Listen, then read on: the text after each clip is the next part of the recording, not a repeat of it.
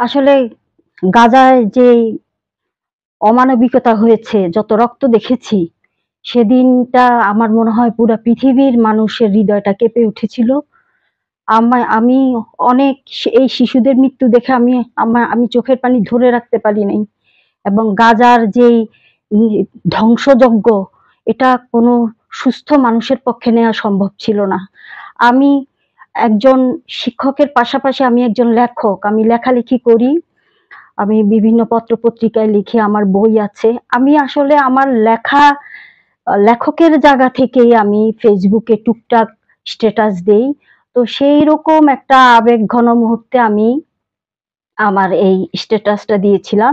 স্ট্যাটাসটা আমি আসলে এই দৃষ্টিকোণ থেকে দিয়েছি যে ইসরায়েল হলো একটা পারমাণবিক শক্তিধর দেশ। আর গাজা, ফিলিস্তিন কিন্তু শুধু হাতের অস্ত্র। এখন এই অসম শক্তি, অসম যুদ্ধের পরিণতিটা তো ভালো হয় না।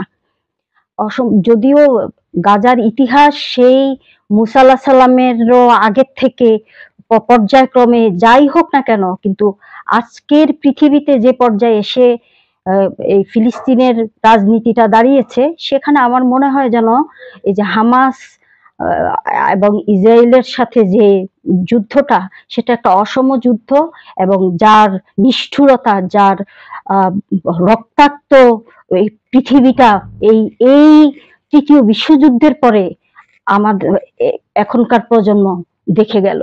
তো আমি অবশ্যই ফিলিস্তিনের মানুষের জন্য আমার হৃদয় এখনো কাঁদে।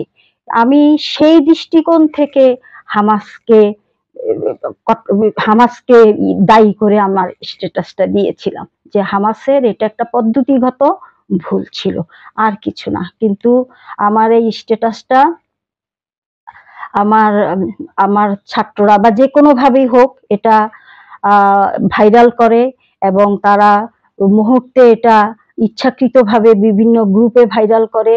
সেইখানে আমাকে অকথ্য ভাষায় আমাকে গালিগালাজ করে এবং আমার ফেসবুক মেসেঞ্জারে গালিগালাজ করে, আমার ফেসবুক আইডিতে রিপোর্ট করে।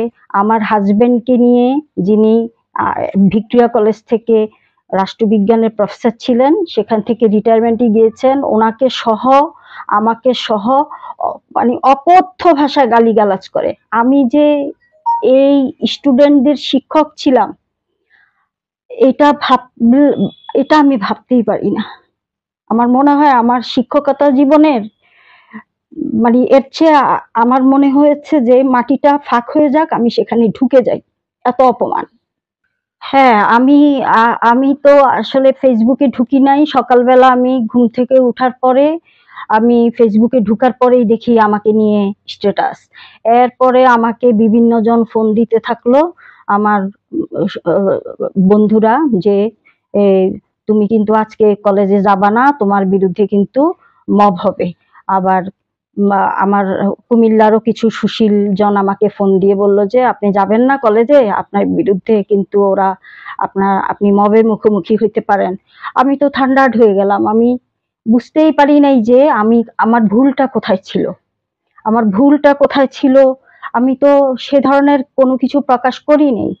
তারপরও আমার হাজবেন্ড পরিস্থিতি দেখে সে খুব ভয় পেয়ে গেল। সে ভাবলো যে আমাকে বোধহয় ওরা মেরেই ফেলবে।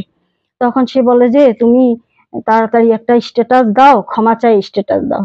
আসলে আমার মানে সেই মুহূর্তে আমি কি করব আমি বুঝে উঠতে পারতেছিলাম না। তখন আমি তাড়াতাড়ি একটা ক্ষমা চেয়ে আমি একটা স্ট্যাটাস দেই। ওই গ্রুপগুলি তো দেই, 2টা গ্রুপে যেখানে আমি মেম্বার।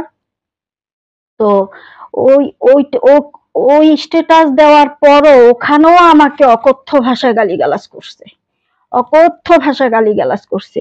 আমি মানসিকভাবে সেগুলি নিতে পারছি না। আমি তো একজন শিক্ষক, আমি ওদের এই সমস্ত ল্যাঙ্গুয়েজ, এই সমস্ত মানে ছাত্ররা কিভাবে এত খারাপ কথা বলতে পারে, এটা আমি ভাবতেই পারি না।